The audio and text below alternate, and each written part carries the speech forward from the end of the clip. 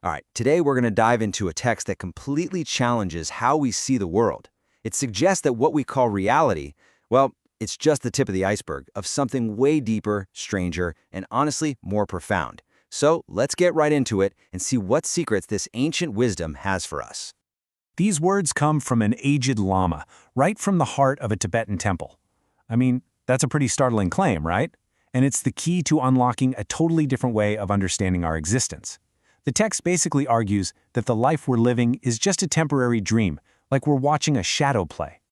This is the core analogy the text uses to kind of stretch our minds. Just picture a sacred message written in letters so huge they fill an entire valley. If you're standing on just one part of a single letter, you can't read the sentence, can you? The text suggests our universe is just like that, a pattern so massive that we're simply too close to see the whole picture. So, how do we even begin to read a message that big? Well, the text suggests we start by breaking down the very fabric of existence. And no, not into atoms or quarks, but into something much more fundamental: vibration. Okay, this is where things get really wild. The text proposes that everything is music. A rock isn't solid in the way we think of it. It's just matter vibrating at a frequency our senses pick up as solid. Hit a different key on this cosmic keyboard, and you get sound. Another, and you get sight. And here's why that's so important. It means reality isn't fixed at all. It's a symphony, and there are countless other notes our human senses can't even begin to hear. So look at this. It perfectly shows this nested reality idea. If you could shrink down to the size of a molecule, your own body would look like a massive universe, with worlds floating in huge empty spaces. Now flip that. Look up at the night sky. What if the stars aren't just random specks of light? What if they're the building blocks of another picture, one so impossibly huge we can't see it? It just completely flips our sense of scale on its head. And the key takeaway here is the pattern. It's everywhere. The structure of an atom, with electrons orbiting a nucleus, looks a whole lot like a solar system with planets orbiting a sun. According to this text, that is no accident. It's a fundamental principle of creation, just repeating itself over and over, from the tiniest particles to the biggest galaxies. Okay, so how does all this cosmic, vibrational stuff apply to something super personal, like what happens to us after we die? The text lays out a detailed map not of an afterlife, but of a continuous, ongoing cycle of learning. And to make this idea really stick, we're told the story of a man named Old Seng, a rich man at the end of his life. His journey isn't about heaven or hell or any kind of final judgment. Instead, it's a process of reviewing his life and preparing for the next big step in his evolution. The whole process is very methodical. First, the spiritual link to the body, the silver cord, breaks. Then, the soul becomes its own judge. It relives every single moment of its past life, watching it all in what's called the Akashic Record, sort of a cosmic hard drive of everything that's ever happened. Now here's the really important part. This isn't about punishment. With help from spiritual advisors, the soul figures out its own mistakes, and then it chooses the perfect circumstances for its next life to learn the lessons it missed. After some time to rest and study, it's reborn, ready for the next grade in the school of life. And this brings us to the very heart of this whole thing.